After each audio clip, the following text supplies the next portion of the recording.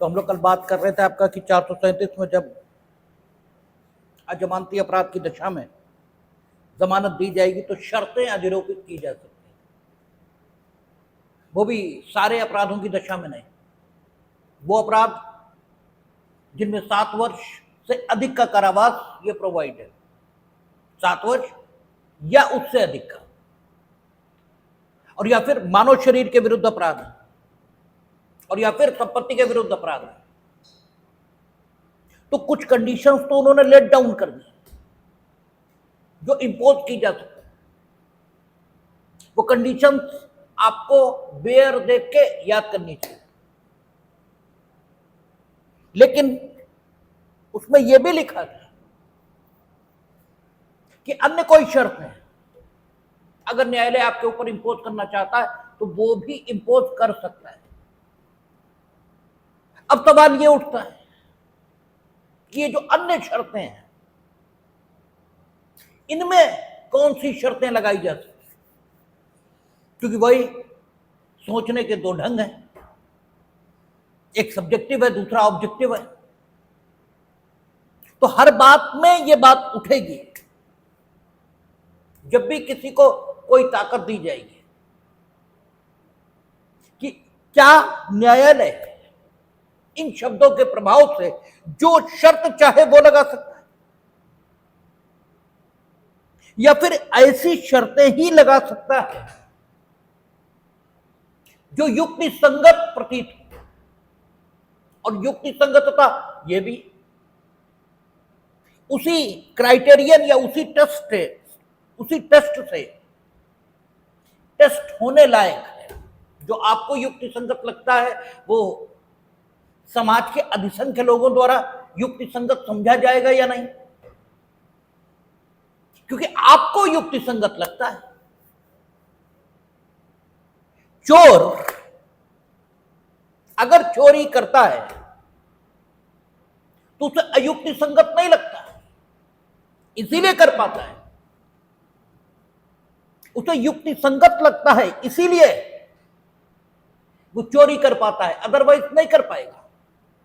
तो सवाल ये कि युक्ति संगत किसके पॉइंट ऑफ व्यू से? जो सारे समाज का दृष्टिकोण शर्त के संबंध में है। सारे समाज का मीनिंग देयर भाई उन लोगों का नहीं जो लीगल फील्ड से नहीं है, लेकिन जो कानून की फील्ड से है उनका दृष्टिकोण उस शर्त के बारे में क्या होगा, ये कंसीडर करने लायक बात है। तो जैसे कई बार न्यायालयों ने शर्तें लगाई कि आप क्या करेंगे, प्रतिभुओं सहित बंध पत्र ये तो देंगे ही देंगे,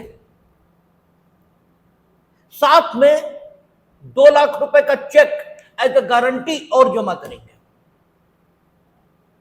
अब ये शर्त नहीं हो सकती है, क्योंकि जो कुछ कहा गया वो प्रतिभुओं सहित बंध पत्र या प्रतिभुओं रहित बंध पत्र यही कहा गया। आप ये नहीं कह सकते कि जब तक इतना रुपया कैश जमा नहीं किया जाएगा, यद्यपि आगे हम लोग प्रोविजन देखेंगे वहां जिसे जमानत दी जाएगी उसके पास यह सुविधा होगी कि यदि उसके पास जमानती नहीं हो पा रहे, जमानती मीनिंग बाय प्रतिभु जो उसकी उपसंजाति के लिए, जो उसकी उपस्थिति के लिए प्रत्याभूति अर्थात गारंटी ट्रायल कोर्ट को दे पाए और वो लगातार डिटेंड है, तो एज अ एक्सेप्शनल केस उसे पैसा डिपॉजिट करके जेल से बाहर आने की अनुमति होगी। लेकिन न्यायालय ये शर्त लगाए, बातें दो हो गई ना, एक हमने परमिशन मांगी और एक न्यायालय ने शर्त लगाई, तो शर्त नहीं हो सकती बिकॉज इट इज अनरीजनेबल। क्योंकि ऐसी शर्तें लगाने की इजाजत अगर आपको मिली तो गरीब आदमी का जेल से छूटना दुष्कर हो जाएगा यदि न्यायालय में कोई असंवेदनशील व्यक्ति पीठासीन हो जाएगा। और असंवेदनशील पीठासीन नहीं होगा इसकी कोई गारंटी नहीं। एक सुप्रीम कोर्ट के मुख्य न्यायाधीश रहे हैं, उन्हें सोशल मीडिया पर बोलने का बड़ा शौक है, नाम उनका हम लेते नहीं क्योंकि ऐसे मूर्खों का नाम लिया भी नहीं जाना चाहिए। उनके गाने गाते हुए और छिछोरपंथी के सिटायर करते हुए वीडियो लगातार अपलोड होते रहते हैं। तो ऐसे लोग भी कॉलेजियम सिस्टम की मेहरबानी है कि वहां तक पहुंचते हैं। तो इसलिए अगर कोई असंवेदनशील व्यक्ति वहां बैठेगा तो इन प्रोविजंस का दुरुपयोग करेगा और फिर इन शर्तों के आधार पर वो किसी व्यक्ति का बाहर आना मुश्किल कर देगा। और एक चीज जब हम उस पर बात करेंगे कि कब आपको जमानत राशि के बराबर की राशि निक्षेप यानी डिपॉजिट करने की अनुमति दी जा सकती है, तो वो भी एक्सेप्शनली दी जाएगी ऐसा हम बताएंगे। क्योंकि प्रतिमोह सहित बंद पत्र का मतलब होता है दो व्यक्ति आपकी क्रेडिबिलिटी की गारंटी लेने को तैयार है, और जब आपके पास दो लोग भी ऐसे नहीं हैं जो आपकी क्रेडिबिलिटी की गारंटी ले ले, तो फिर आगे सुनवाई के लिए नियत दिनांकों पर आप उपस्थित होंगे, इसकी क्या गारंटी है? जब आप इतने वर्षों में दो ऐसे लोग निर्मित नहीं कर सके जो आपके ऊपर विश्वास कर सके, तो फिर बाकी लोग कैसे करेंगे? लेकिन वो प्रोविजन बनाया इसलिए गया कि मानिए हम अंडमान में गिरफ्तार हो गए,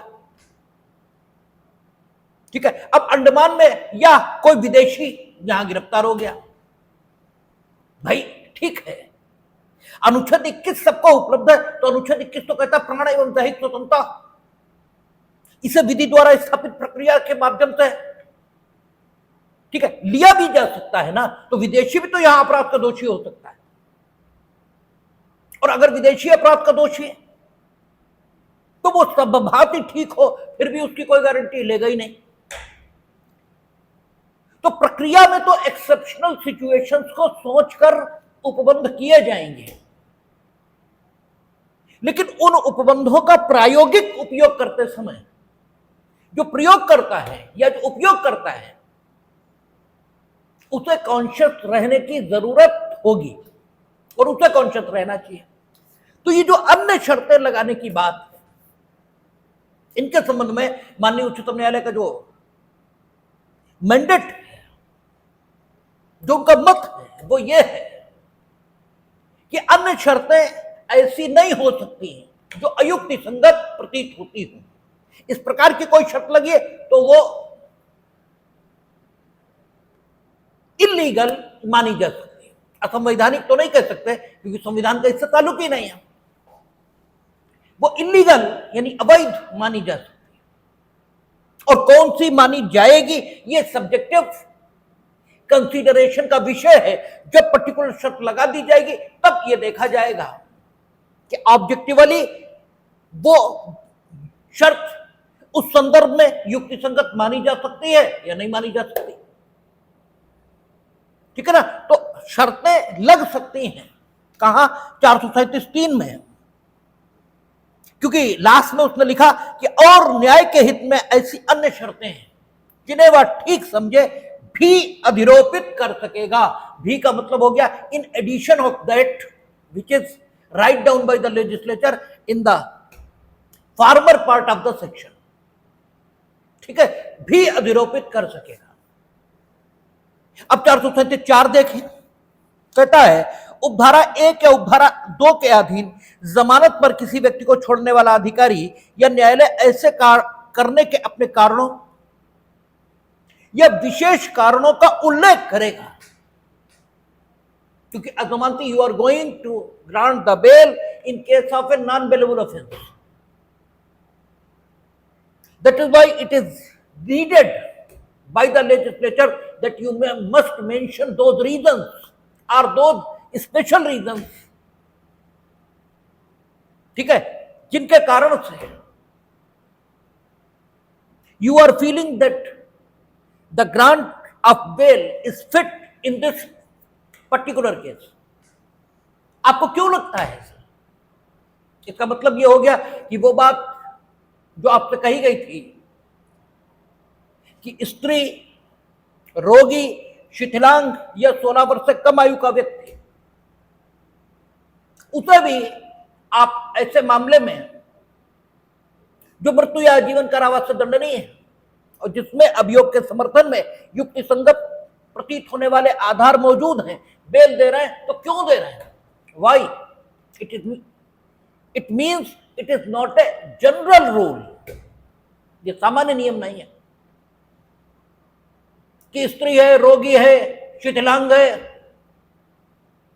मियर ऑन दैट ग्राउंड, ठीक है, केवल इसी आधार पर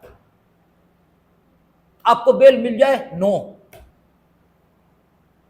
ये एक एडिशनल फैसिलिटी आपके पक्ष में, लेकिन आपको बेल देते समय अजमानती अपराधों की दशा में बेल देने के लिए जो स्टैंडर्ड क्राइटेरियन आपको 8-10 बताए गए थे कि nature of accusation, enormity of the charge, भाग जाने की संभावना, उसके पक्ष में, एक्यूजेशन के पक्ष में जो एविडेंस है उसकी क्या स्थिति है, ठीक है, डिफेंस के लिए आपका रिहा होना जरूरी है या नहीं, आपकी स्टेटस क्या है, पीड़ित का स्टेटस क्या है, समाज पर पड़ने वाला प्रभाव क्या है, ट्रायल कितने समय में समाप्त होने की संभावना है, इन सारी बातों का भी ध्यान रखा जाएगा, ठीक है ना, क्योंकि उसने कहा कारण या विशेष कारण, क्योंकि जो 437(1) का सेकंड प्रोविजो था, सेकंड प्रोविजो न कहे, जो उसका दूसरा उपबंध था, जिसमें उसने कहा था 7 वर्ष से अधिक का कारावास, मृत्यु या आजीवन कारावास, इसके लिए एक बार दंडित हो चुका है, और 3 वर्ष से अधिक किंतु 7 वर्ष से कम के लिए 2 बार हो चुका है, तो उसे भी बेल नहीं दी जाएगी, लेकिन विशेष कारणों का उल्लेख करने पर वो व्यक्ति जो 16 वर्ष से कम आयु का, स्त्री, रोगी या शिथिलांग है, वो और अन्य कोई भी, उसे बेल दी जा सकेगी, ठीक है। तो विशेष कारण हो या कारण हो, if you are going to grant the bail, चाहे उन मामलों में जिसमें मृत्यु, आजीवन कारावास आदि है, या ऐसे मामले में जो मृत्यु, आजीवन कारावास आदि से दंडनीय नहीं, और अन्य प्रतिबंध पैदा करने वाली स्थितियां भी व्यक्ति के साथ नहीं है, भाई तुम केवल 323, 452 आदि आदि अपराधों के लिए बेल मांगने का न पहले दोष सिद्ध हो, न कोई बात है, तो जो प्रतिबंध लगे हुए हैं वे भी आपकी बेल एप्लीकेशन को कंसीडर करने में कोई रोड़ा या नहीं पैदा कर रहा है, इसलिए आगे की स्थिति का विचार होगा ही नहीं, और आपको सीधे सीधे 437(1), ठीक है, कि अजमानती अपराध की दशा में बेल दी जा सकती है, ठीक है, इन शब्दों के आधार पर आपकी बेल एप्लीकेशन कंसीडर होगी, ठीक है ना। हर बार आप सेशन ट्राइबल मामलों में या उन मामलों में जिनमें मृत्यु, आजीवन कारावास आदि प्रोवाइड है, उन्हीं मामलों में या पूर्व दोष सिद्ध के रूप में बेल मांगने थोड़े जाते हैं उस न्यायालय के समक्ष जो सेशन कोर्ट या हाई कोर्ट से भिन्न है। आप सामान्य तौर पर भी तो जाते ही हैं, और जो सामान्य तौर पर जाते हैं तो किंतु के बाद जो स्थितियां लिखी उनसे तो मतलब ही नहीं है, भाई उनसे क्या मतलब है फिर।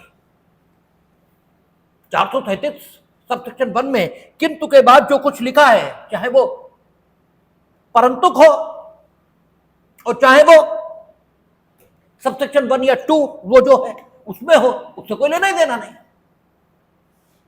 तब तो आपकी बेल एप्लीकेशन उन शब्दों के आधार पर कंसीडर होगी जो 437(1) में लिखे। आप में से किसी ने कल पूछा कि थर्ड प्रोविजो में ये लिखा हुआ है कि आपका, परंतु ये और की केवल ये बात की अभियुक्त की आवश्यकता अन्वेषण में साक्ष्यों द्वारा पहचाने जाने के लिए प्रथम 15 दिन से अधिक की पुलिस अभिरक्षा के लिए हो सकती है, ठीक है, जमानत मंजूर करने से इनकार करने के लिए पर्याप्त आधार नहीं होगी, ठीक है। तो आपका ये कि पुलिस कस्टडी रिमांड इसकी जरूरत पड़ सकती है किसी रिकवरी के लिए या किसी अन्य बात के लिए, ठीक है। पुलिस को कस्टडी की जरूरत पड़ सकती है और पुलिस आज की डेट पर नहीं आई है कस्टडी मांगने। क्यों? आप अपीयर हुए न्यायालय के समक्ष, ठीक है, आप हाजिर हो गए न्यायालय के समक्ष। जब आप हाजिर हो गए न्यायालय के समक्ष, ठीक है, तो पुलिस के पास तो आप गए नहीं, न पुलिस को मिले, और आप हाजिर हो गए।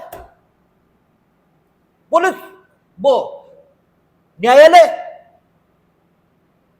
यानी मजिस्ट्रेट आपको गिरफ्तार कर सकता है सेक्शन 44 के मुताबिक, ठीक है ना। यदि वो सम्मन और वारंट जारी करने के लिए सशक्त है तो आपको गिरफ्तार कर सकता है। उसने प्रैक्टिकली जैसा होता है कचहरी में, उसने अपने को इस बात के लिए संतुष्ट करने के प्रयोजन से कि वो सम्मन या वारंट जारी करने के लिए सशक्त है या नहीं है, कंसर्निंग पुलिस स्टेशन से रिपोर्ट कॉल कर ली कि इनके विरुद्ध क्या मामला है, क्यों जा रहे हैं आप इनके घर, और वहां कंसर्निंग पुलिस स्टेशन ने ये बता दिया कि अमुक अपराध में ये वांटेड है, इसलिए हम इनके यहां जाते हैं। अब आप न्यायालय के समक्ष, तो अब आपके लिए वो सम्मन और वारंट जारी करने के लिए सशक्त है। आपकी गिरफ्तारी के वारंट यदि कोई मांगने आ जाए तो दे सकते हैं, तो वो आपको गिरफ्तार कर सकते हैं। आपको उन्होंने गिरफ्तार कर लिया, ठीक है, अपने आप कर सकते हैं या अपने निर्देश पर किसी और से करवा सकते हैं। अब वो आपकी कस्टडी ये डिसाइड कर सकते हैं, क्योंकि गिरफ्तार हो गए ना आप गिरफ्तार हो गए, और जैसे ही गिरफ्तार हुए और अन्वेषण कैरी ऑन है, तो उन्हें आपकी कस्टडी डिसाइड करने का हक आ गया 187 या 167 उसके मुताबिक। अब उन्होंने कस्टडी आपकी डिसाइड कर दी कि आप कहां जाएंगे, न्यायिक हिरासत में जेल जाएंगे। कोई जरूरी नहीं जेल, अन्य कहीं भी किसी की कस्टडी में रख सकते हैं, लेकिन normally in normal course jail ही भेजते। अब पुलिस के पास तो गए नहीं आप, ठीक है। अब पुलिस आई या इन्वेस्टिगेटिंग एजेंसी आई और ये केस वो रख रही है सामने, जिससे ये लगता है कि पुलिस कस्टडी रिमांड दिया जाना ठीक होगा, ठीक है। पुलिस कस्टडी रिमांड लेंगे क्योंकि रिकवरी करनी है या कोई और चीज पूछनी ताछनी, फिर पुलिस कस्टडी रिमांड मिलेगा जो फर्स्ट 15 डेज का हो सकता है, ठीक है ना। लेकिन उसके बाद भी अन्वेषण अगर फर्स्ट 15 डेज में समाप्त नहीं हुआ तो आगे भी वो 60 और 90 दिन तक चलेगा। तो आगे पुलिस कस्टडी रिमांड के लिए या आगे 15 दिन से आगे के लिए उसे अभिरक्षा में रखे जाने की जरूरत हो सकती है। ये आपको जमानत से इनकार करने के लिए उचित आधार नहीं होगा, क्यों? शर्तें लगाने की शक्ति है न्यायालय को। आपने सरेंडर किया और बेल एप्लीकेशन दी, ठीक है ना। उस समय तक इन्वेस्टिगेटिंग एजेंसी को तो मालूम ही नहीं है ना भाई, आपने सरेंडर किया, उन्होंने खुद को संतुष्ट किया कि हम सम्मन वारंट जारी करने के लिए सक्षम है या नहीं। उस समय तक इन्वेस्टिगेटिंग एजेंसी को तो कुछ मालूम ही नहीं है, और आप सरेंडर हो गए और उन्होंने आपको कस्टडी में ले लिया। आपने बेल एप्लीकेशन दी और उन्होंने ये पाया कि अदरवाइज आपको जमानत पर छोड़े जाने के लिए आधार है, लेकिन आपकी जरूरत पुलिस को हो सकती है इन्वेस्टिगेशन के प्रयोजनों के लिए, तो वो बेल रिफ्यूज कर दे इस ग्राउंड पर, यह नहीं होगा। अगर अदरवाइज आपका केस फिट है बेल के लिए तो आपको बेल मिलेगी, और जहां तक पुलिस को आपकी जरूरत हो सकती है तो वो बेल ऑर्डर में ही 437(3) में अन्य शर्तें भी लगा सकते हैं। आपको बेल देते समय वो शर्त लगाएंगे कि अगर पुलिस आपको इन्वेस्टिगेशन के प्रयोजनों से बुलाती है, ठीक है, तो आप उपस्थित होंगे, ठीक है। और अगर आप उपस्थित नहीं हुए तो शर्त का वायलेशन माना जाएगा, और शर्त का वायलेशन हुआ तो कैंसिलेशन ऑफ बेल ये मूव हो जाएगी, ठीक है। और उसी न्यायालय को बेल कैंसिल कर देने का हक होगा जिस न्यायालय ने आपको बेल दी, और साथ ही साथ सेशन कोर्ट को भी बेल और उच्च न्यायालय को भी बेल कैंसिल कर देने का हक रहेगा, क्योंकि सेशन न्यायालय और उच्च न्यायालय इस अध्याय के अधीन जितनी बेलें दी गई हैं सबको कैंसिल करने का हक रखते हैं, ठीक है ना।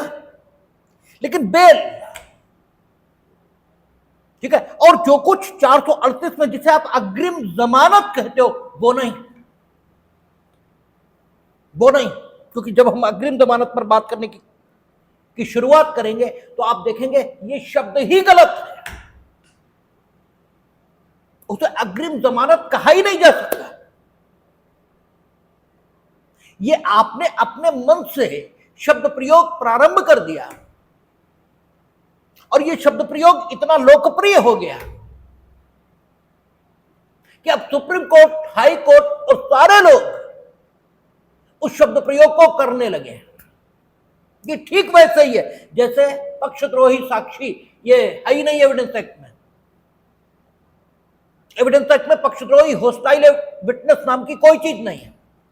वहां तो सिर्फ इतना ही लिखा है कि कोई साक्षी आया है और न्यायालय उचित समझ रहा है कि उसे बुलाने वाले पक्ष को उससे उन प्रश्नों को करने की इजाजत दे दे जिन प्रश्नों को प्रति परीक्षा में प्रतिपक्षी द्वारा पूछा जाना उचित होता, अर्थात वे प्रश्न जो उसकी जीवन में स्थिति, उसकी सत्यवादिता, ठीक है, आदि के पता लगाने के नेचर के, ठीक है। तो वो इजाजत जो न्यायालय द्वारा इस प्रयोजन से आवश्यक समझी गई है वो 154 में दे दी जाएगी, इतना ही लिखा है। अब चूंकि जिसने उसे बुलाया उसी को उसकी सत्यवादिता पता करने की जरूरत पड़ गई और उसके लिए आवश्यक अनुमति न्यायालय ने भी दे दी, इसलिए इस पक्षकार का नामकरण हमने पक्षद्रोही साक्षी के तौर पर कर दिया, अन्यथा लेजिस्लेचर ने इसे पक्षद्रोही साक्षी का नाम नहीं दिया है। ऐसे ही अग्रिम जमानत जब हम लोग पढ़ेंगे वहां क्या लिखा है, वहां लिखा है उच्च न्यायालय और सेशन न्यायालय निर्देश दे सकेंगे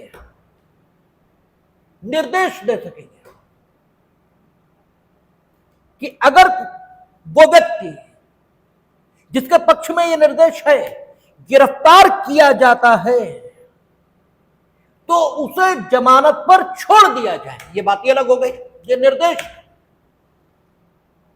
क्योंकि जमानत तो आपको तब मिलती है जब आप गिरफ्तार होते हैं। जब तक आप कस्टडी में नहीं होते जमानत होती कहां है। इसलिए इस निर्देश को जमानत तो कहा ही नहीं जा सकता कि जमानत कहां है, ये तो सिंपली डायरेक्शन है, नियर डायरेक्शन है। ये अलग बात है, इस डायरेक्शन को आपने नाम दे दिया अग्रिम जमानत और वो इतना लोकप्रिय हो गया है, होस्टाइल विटनेस की तरह है कि उस निर्देश को सब अग्रिम जमानत कहने लगे और भली भांति उस शब्द का अर्थ उसी निर्देश से लेने लगे जो निर्देश अग्रिम जमानत के तौर पर संबंधित धारा में पारित किया जाता है। ये ठीक वैसे ही है जैसे आप टॉयलेट को बाथरूम कहते हैं, क्योंकि टॉयलेट अलग है और बाथरूम अलग है। आप बाथरूम कहते हो समझ, लोग लेते हैं कि आप टॉयलेट जा रहे हैं, जो ठीक वैसे ही है। ठीक है, जबकि अग्रिम जमानत नाम की चीज ये पूरी सीआरपी की पूरी बीएनएसएफ में कहीं आई नहीं। और चूंकि सेशन कोर्ट और हाई कोर्ट को जो ताकत वो सिर्फ इस अध्याय के अधीन दी गई जमानतों को निरस्त करने की है, इसलिए अग्रिम जमानत अगर मिली है तो वही न्यायालय निरस्त करेगा जिसने वो दी है, और देने की ताकत सेशन कोर्ट और हाई कोर्ट को है। हाँ, ये अलग बात है कि सेशन कोर्ट ने दी है और आप हाई कोर्ट के पास पहुंच गए, तो उनके पास सेक्शन 482 की भी ताकतें हैं, अंडर आर्टिकल 226 की भी ताकतें, तो उनकी शक्ति तो बड़ी है, लेकिन हाई कोर्ट ने दी है। तो सेशन कोर्ट के पास आप अग्रिम जमानत कैंसिल नहीं करा पाएंगे। जमानत होती कैंसिल करा लेते, क्योंकि उसकी ताकत थी। ठीक है ना, बाकी आपको उच्च न्यायालय ही जाना पड़े अगर अग्रिम है, क्योंकि अग्रिम जमानत नाम की कोई चीज है ही नहीं। ठीक है, और जो भाषाई अशुद्धियां हैं वो आपसे कानूनी अशुद्धि कैसे करवा देती है, ये इसका उदाहरण है। ठीक, अग्रिम जमानत नाम की चीज ही नहीं, इसलिए अग्रिम जमानत की सूरत में आपको सेशन कोर्ट या हाई कोर्ट ही जाना पड़ेगा। हाँ, और अग्रिम जमानत देने की ताकत मजिस्ट्रेट को है नहीं, वो उच्च न्यायालय और सेशन न्यायालय को ही है, मामला कोई हो। इसलिए 437 सबसेक्शन 5 इसकी बात जब हम लोग करेंगे कैंसिलेशन ऑफ बेल, तो ये कैंसिलेशन इसी न्यायालय के द्वारा दी गई जमानत का है,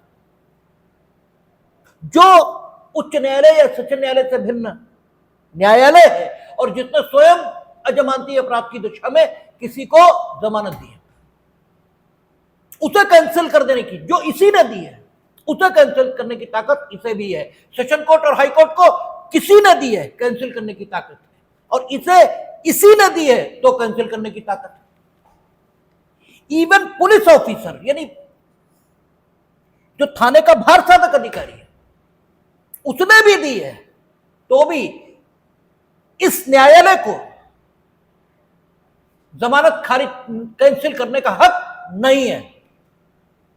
यह सचो ने दी है तो सेशन कोर्ट या हाई कोर्ट ही कैंसिल करेंगे। हाँ, इसने दी है तो कैंसिल हो जाएगी।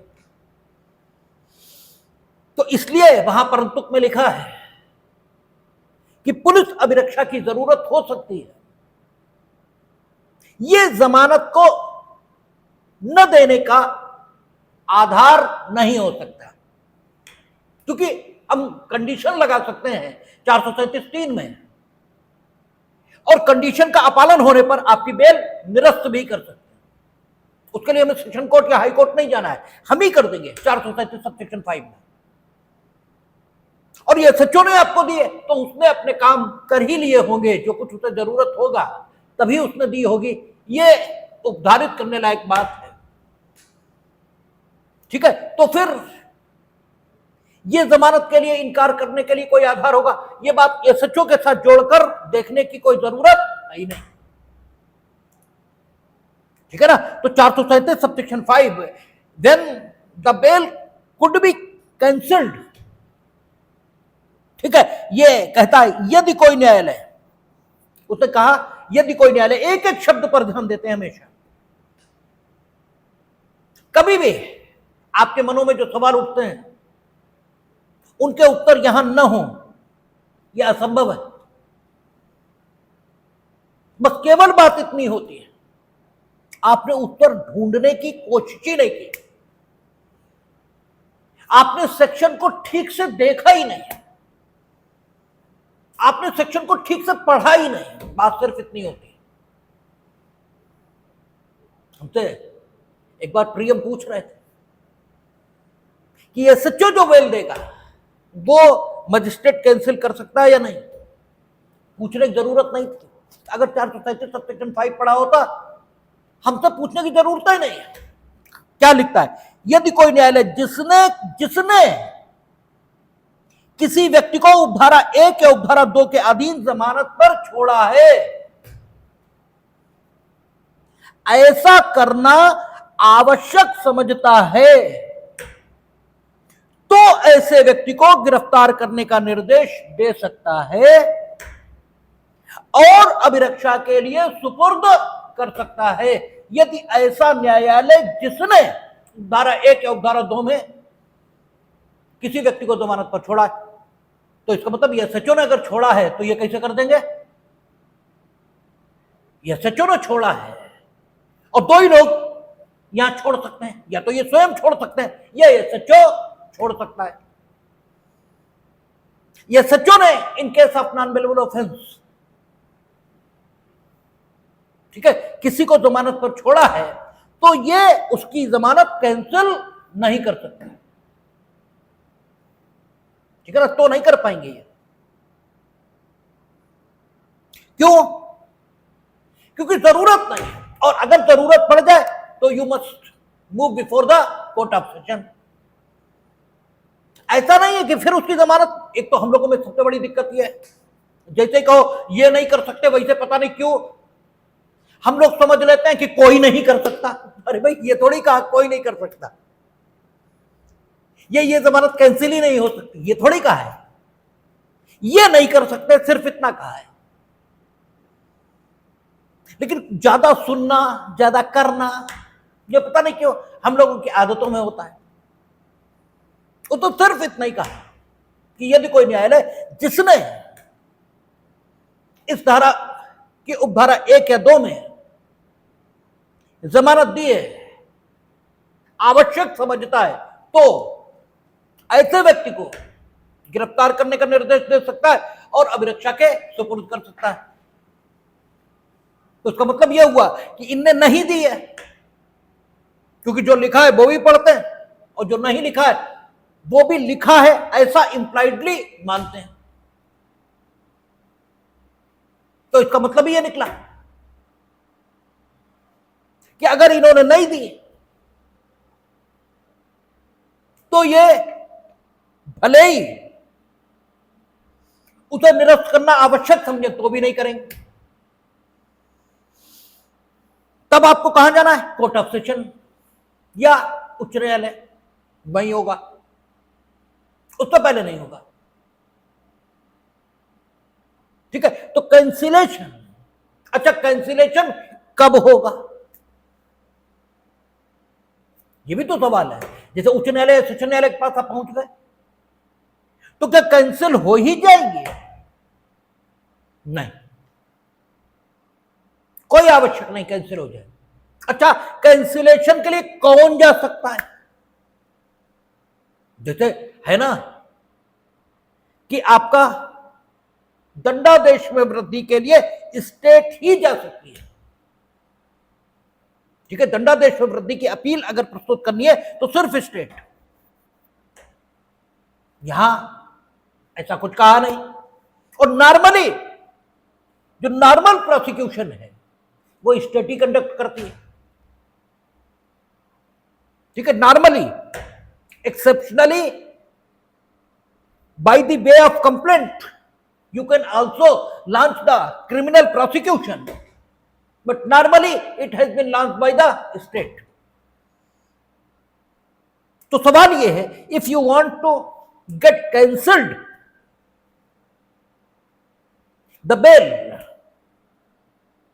then आप खुद जा सकते हैं या स्टेट ही जाए? तो इस विषय पर यह कहा कि दोनों में से कोई चला जाए। इन्फॉर्मेंट, हाँ, यह नहीं हो सकता। लेकिन क्यों नहीं हो सकता? आपकी बेल है और कोई थर्ड पार्टी कैंसिल कराने आ गई, यानी ना वो इन्फॉर्मेंट है और ना वो स्टेट है, वो आ गई कैंसिल कराने। तो ऐसा व्यक्ति क्या कैंसिलेशन के लिए आ सकता है तो मना ये भी नहीं है, ठीक है ना। और वो जो लक्ष्मीपुर के मसले में केंद्रीय गृह राज्य मंत्री वो अजय मिश्रा टेनी, उनके बेटे, उनकी बेल कैंसिल कराने के लिए एनजीओ गए जो ना इन्फॉर्मेंट थे और ना ही स्टेट थे, ठीक है। इसलिए कोई भी जा सकता है, क्योंकि कैंसिलेशन कौन कराएगा ये लिखा नहीं, ठीक है। इसका मतलब कोई भी जा सकता है।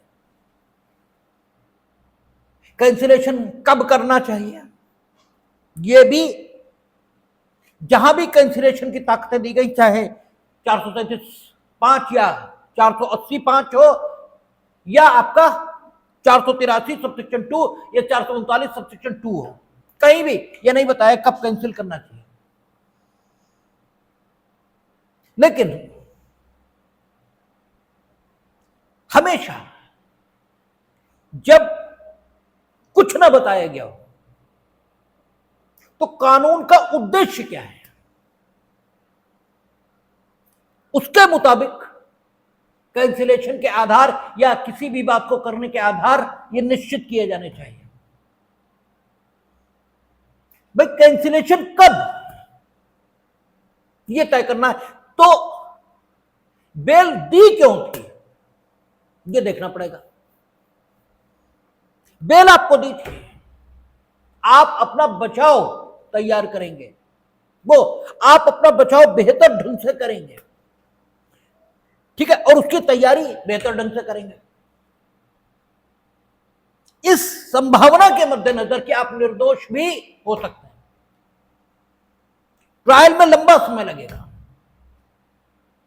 इन सब संभावनाओं के मद्देनजर हमने आपको बेल दी थी। आप आए, गवाहों को तोड़ना शुरू कर दिया, ठीक है ना। आप आए, दोबारा फिर आपने अपराध करने शुरू कर दिया, ठीक है। अगर आप गवाहों को तोड़ रहे हैं, इसका मतलब इनहेरेंट है ये कि आप दोषी हो, नहीं तो आपको डर क्यों लग रहा है। अगर भाई माना तो यही जाएगा कि साक्षी साक्षी ही तो देंगे, माना तो यही जाएगा, और वो साक्ष्य अगर सही नहीं है तो दे ही नहीं पाएंगे, माना तो यही जाएगा, तो फिर आप तोड़ क्यों रहे। तो ये ठीक है कि यहां नहीं लिखा है कि बेल कब कैंसिल की जाएगी, लेकिन जो न्यायिक निर्णयों से निर्धारित होकर आया है वो यही निर्धारित होकर आया है कि यदि रिपीटेशन ऑफ द ऑफेंस किया गया है, उसी नेचर का ऑफेंस, जैसा आपको बेल दी गई फिर आपके ऊपर उसी ढंग का आरोप, तो कैंसिलेशन हो सकता है। आपने साक्षियों को नुकसान पहुंचाने की कोशिश की, कैंसिलेशन हो सकता है।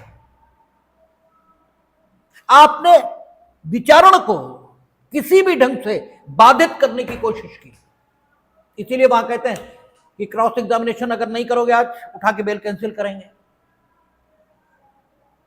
ठीक है। क्योंकि क्रॉस एग्जामिनेशन आप टाल रहे हो, इसका मतलब यह हुआ आप विचारणा में बाधा ये पैदा कर रहे हो, और आपको बेल दी किस लिए थी, विचारणा में सहयोग करेंगे आप, ठीक है। तो जिन ग्राउंड्स पर आपको बेल मिली थी उनका वायलेशन अगर आपने किया तो कैंसिलेशन का केस बन रहा है, ठीक है ना। लेकिन मजिस्ट्रेट ने आपको बेल दे दी, क्या इसका रिवीजन हो सकता है, ठीक है। तो मजिस्ट्रेट ने आपको बेल दी, इसका कैंसिलेशन आना चाहिए। मजिस्ट्रेट ने आपको बेल दी, इसका कैंसिलेशन आना चाहिए, क्योंकि इसका मतलब यह हुआ कि मजिस्ट्रेट ने अपनी शक्ति का दुरुपयोग किया है। यह नहीं कहा जाना चाहिए, क्योंकि मजिस्ट्रेट को बेल देने की ताकत नहीं थी, यह नहीं कहा है हर अपराध में। लेकिन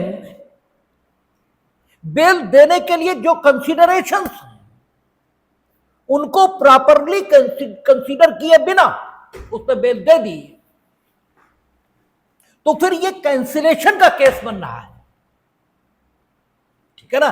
and you may apply the cancellation before the magistrate under section 437 sub section 5। और अगर आपको लगता है कि ये मेरी बात सुनेगा ही नहीं है, then you may apply the cancellation under section 439 section 2 और 483 सब सेक्शन 2, तब आप वहां अप्लाई कर सकते हैं। लेकिन अगर मजिस्ट्रेट को बेल देने की ताकत थी ही नहीं, ठीक है ना, यानी जैसे व्यक्ति के ऊपर मर्डर यानी वे अपराध जिनमें मृत्युदंड या आजीवन कारावास प्रोवाइड है, उसका अभियोग था, और अभियोग के समर्थन में विश्वास करने योग्य साक्ष्य यह भी मौजूद था। और जो एप्लीकेंट फॉर बेल था वो स्त्री, रोगी, शिथिलांग या 16 वर्ष से कम आयु का व्यक्ति वो भी नहीं था, तब तो बेल देने की ताकत ही नहीं है, ठीक है। Then you are not empowered to grant the bail. इनमें से कुछ भी कम होता, then you may grant the bail, ठीक है। या फिर व्यक्ति 7 वर्ष या उससे अधिक के कारावास के लिए, मृत्यु या आजीवन कारावास के लिए एक अवसर पर दंडित हो चुका है, या 3 वर्ष से अधिक किंतु 7 वर्ष से कम अवधि के कारावास के लिए 2 अवसरों पर दंडित हो चुका है, और फिर से अजमानती अपराध के अभियुक्त के रूप में आपके समक्ष है, तब तो आपको बेल देने की ताकत ही नहीं है, ठीक है। यदि वो स्त्री, रोगी, शिथिलांग ये नहीं है, मान लो वो भी नहीं है, तो आप बेल देंगे ही नहीं। यह परंतु में जो बातें कही गई हैं कि केवल इन कारणों से आप बेल देने को इनकार नहीं करेंगे, वो भी आपने वायलेशन, यानी आपने जब आपको बेल देने की ताकत थी ही नहीं तब बेल दे दी, ठीक है, तब रिवीजन लाई करेगा। ये मेरा मत है, ये मेरा मत है। जबकि उच्च न्यायालय जो हमारा है इलाहाबाद, उनका कहना यह है कि यहां भी कैंसिलेशन आना चाहिए, ठीक है, कैंसिलेशन ऑफ बेल ये आना चाहिए। लेकिन बंबई उच्च न्यायालय का मत है कि नहीं, इन दशाओं में रिवीजन आना चाहिए, और मेरा भी मत यही है कि रिवीजन आना चाहिए, क्योंकि कैंसिलेशन, कल भी हमने कहा था, जब कैंसिलेशन मूव होता है तो जो उपधारित होगा वो ये उपधारित होगा कि सब कुछ ठीक था, जब बेल दी गई तो बेल देने की ताकत भी न्यायालय में थी, और जिस केस में बेल दी गई वो बेल के लिए फिट केस ये भी था। लेकिन परिस्थितियां बदल गई, इस आदमी ने या तो गवाहों को तोड़ा, ट्रायल में विलंब कारित किया, भागने की कोशिश की, इसलिए इसकी कैंसिल की जानी चाहिए। और जब हम ये कहते हैं कि बेल मिलनी ही नहीं चाहिए थी, दे ताकत ही नहीं थी, दे आर नॉट एम्पावर्ड, क्योंकि कब एम्पावर्ड है ये तो लिखा है ना, और आप एम्पावर ही नहीं थे और आपने बेल दे दी, तो फिर तो ठीक है, आपने अवैध, अशुद्ध और अनियमित ढंग से काम किया है, यही कहा जाएगा, फिर और क्या कहा जा सकता है। और बेल, इसे इंटरलोकेटरी ऑर्डर कह नहीं सकते। तो both situations are different, and in my opinion in this case revision must be preferred. अब यह भी हो सकता कि इलाहाबाद उच्च न्यायालय का मत बदल गया हो, हम कोई गारंटी नहीं ले रहे, हमने जब पढ़ा था तब ऐसा, मत बदलते रहते हैं, हो सकता है बदल भी गया। ठीक है, तो बोथ आर डिस्टिंक्ट थिंग। तो कैंसिलेशन की ताकत किसे किसे है, ये आपका 437 सबसेक्शन 5 में भी है और 483 सबसेक्शन 2 या 439 सबसेक्शन 2 में भी है। अच्छा, एक चीज यहीं पर समझ लें, जब हम कचहरी गए थे तो यहां एक जिला जज साहब थे। जिला जज तो नहीं कहना चाहिए क्योंकि सीआरपीसी में वो सेशन न्यायाधीश, सेशन जज होते हैं, डिस्ट्रिक्ट जज होते ही नहीं। तो नीचे से जितनी जमानतें होती थी वो उन सबको रिवाइज करते थे, यानी सारे बेल ऑर्डर उनके पास जाते थे और देखते थे कि वो ठीक दिए गए या नहीं दिए गए। और एक आध बार उन्होंने अभियुक्तों की रिहाई ये रोक दी, सस्पेंड कर दिया बेल ऑर्डर। ठीक है, बेल ऑर्डर, बेल हुई, उसको सस्पेंड कर दिया कि 2 दिन 3 दिन पहले हम देख लें। मेरे मन में सवाल ये उठता था कि ऐसी ताकत इन्हें कहां है, क्योंकि हम इस बेसिक मान्यता के कभी रहे ही नहीं कि न्यायालय जो चाहे तो कर सकता है। इस मान्यता के हम कभी नहीं रहे, आज भी नहीं है।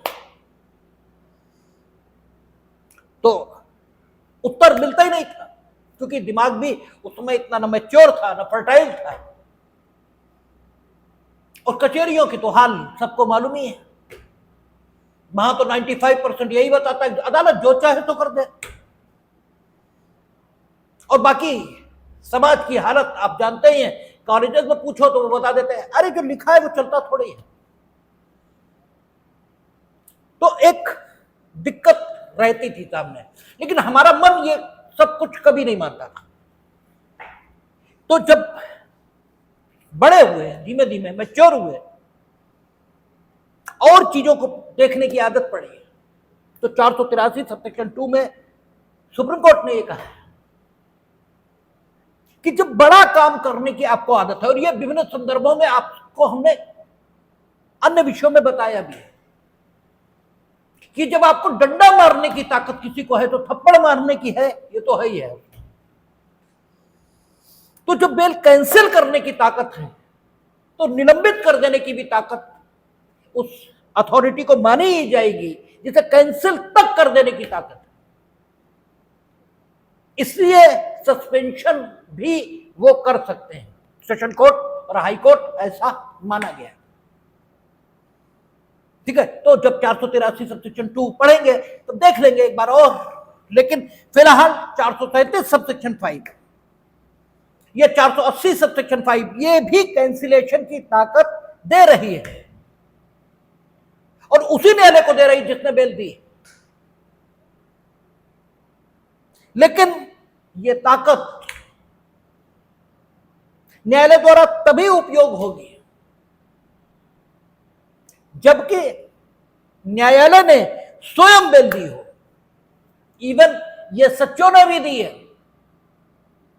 तो ये न्यायालय कैंसिलेशन नहीं कर सकता।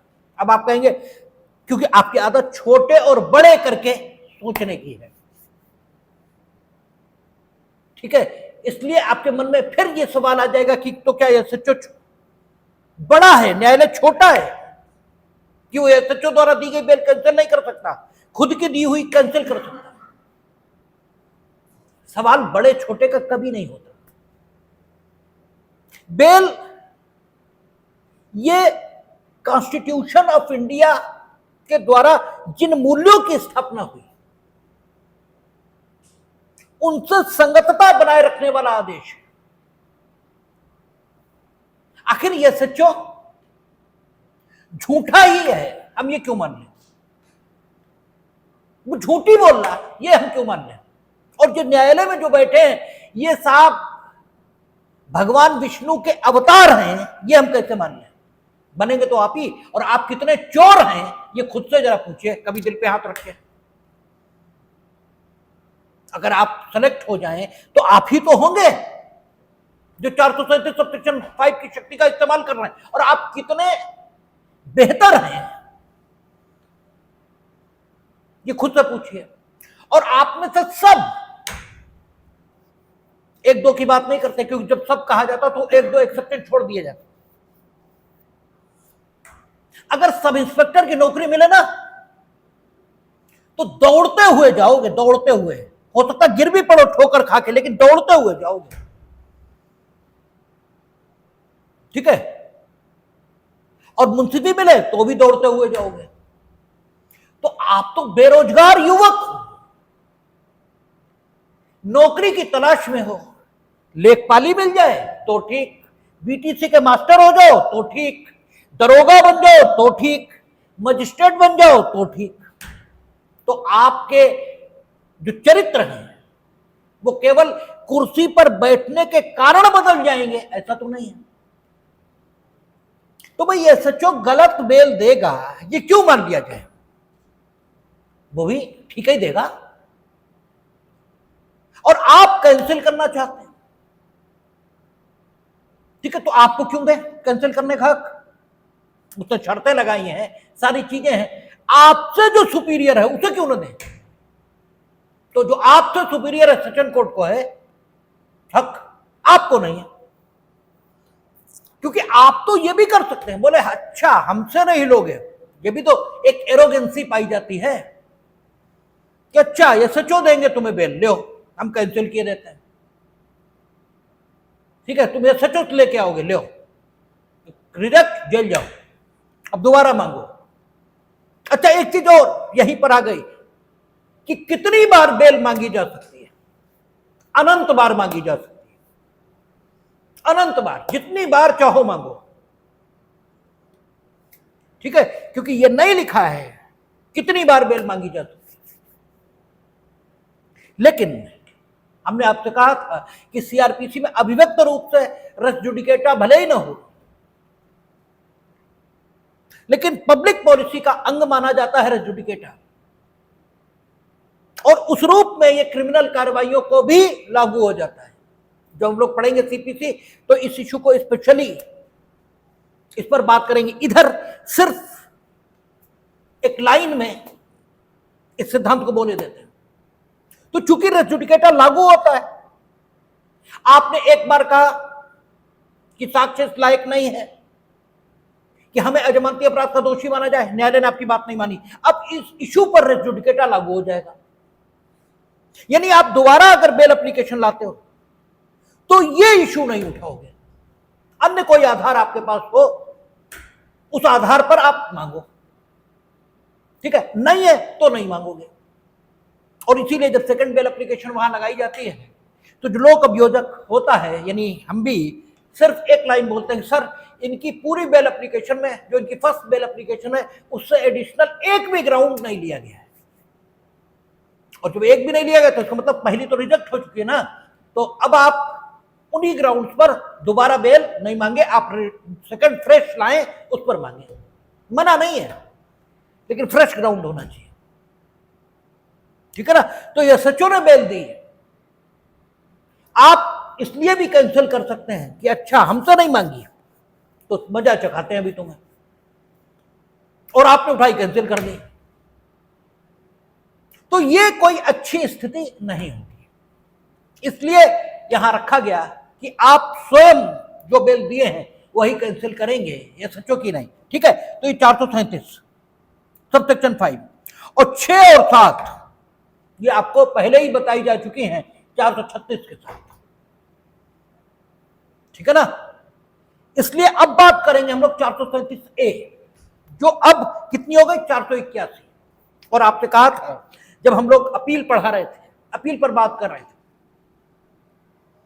तो जो पुरानी सीआरपीसी में सेक्शन 490 है उसमें क्या कहा है, यदि नीचे से दोषमुक्ति हुई है और ऊपर गया है मसला, अपील में पहुंच गए, तो अपील न्यायालय को यह शक्ति होगी कि वो अभियुक्त को अपने समक्ष या अवर न्यायालय के समक्ष उपस्थित होने का निर्देश दे सकता है और उसे जमानत यानी अभिरक्षा के सुपुर्द भी कर सकता है, ठीक है ना। ऐसी बात वहां 490 पुरानी जो सीआरपीसी की है वो वहां लिखी हुई थी।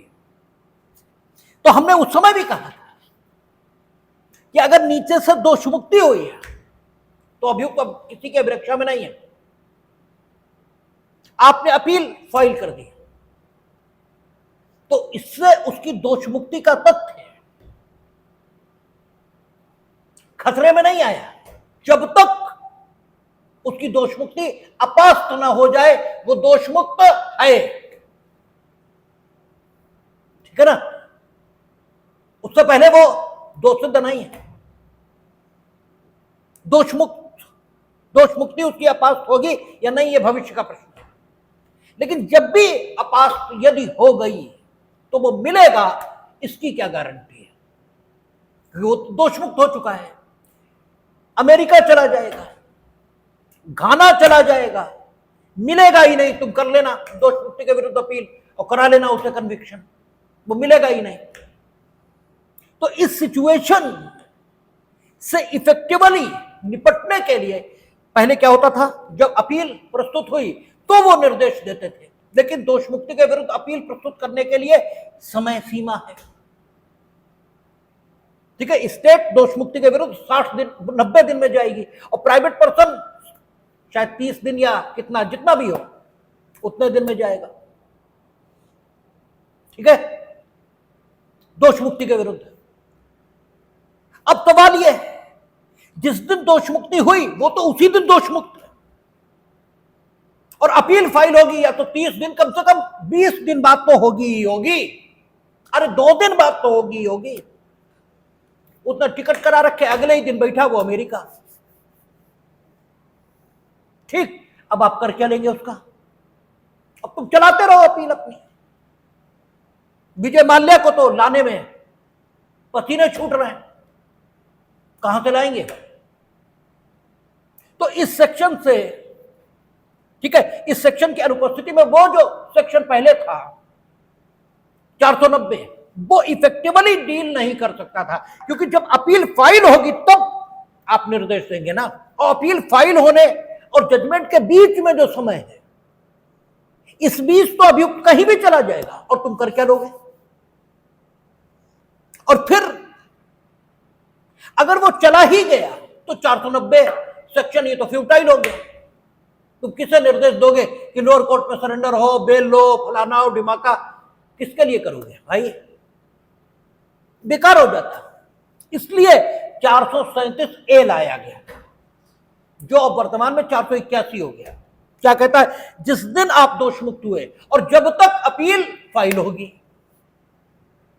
इस बीच की अवधि के लिए आपको प्रतिभूओं सहित या प्रतिभूओं रहित बंद पत्र निष्पादित करने के लिए कहा जा सकता है,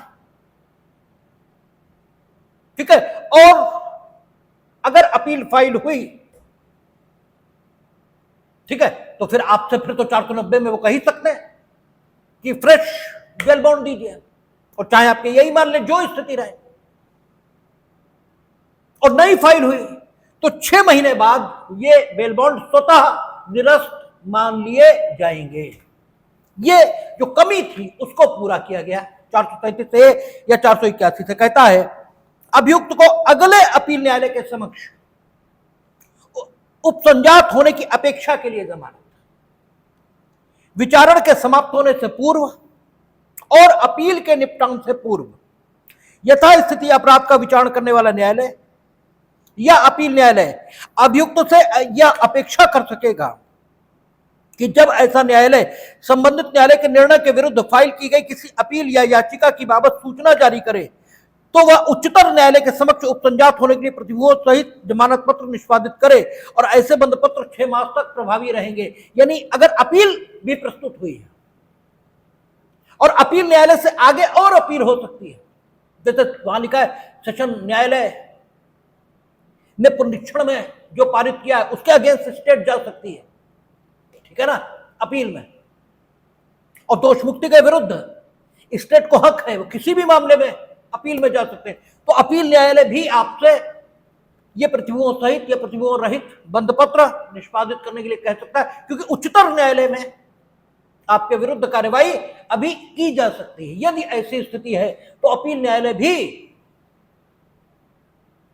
और स्टेट, अगर हाई कोर्ट भी अपील सुन रहा है तो सुप्रीम कोर्ट तो जा ही सकती है 136 वगैरह में। इसलिए अपील न्यायालय भी और विचार न्यायालय भी दोनों आपके प्रतिबंध सहित और रहित बंधपत्र लेंगे उस अवधि तक के लिए जब तक कि आगे कार्रवाई होती है। आगे कहता है यदि ऐसा अभियुक्त उपसंजात होने में असफल रहता है तो बंधपत्र समाप्त हो जाएंगे और धारा 491 की प्रक्रिया लागू होगी। यानी अगर आगे कार्रवाई हुई और आप उपस्थित नहीं हुए तो आपके जमानतियों के विरुद्ध कार्यवाही जैसे होती है वैसे ही होगी। यह आपका 437 तक हुआ। कल हम लोग एंटीसिपेटरी बेल पर बात करेंगे। देखें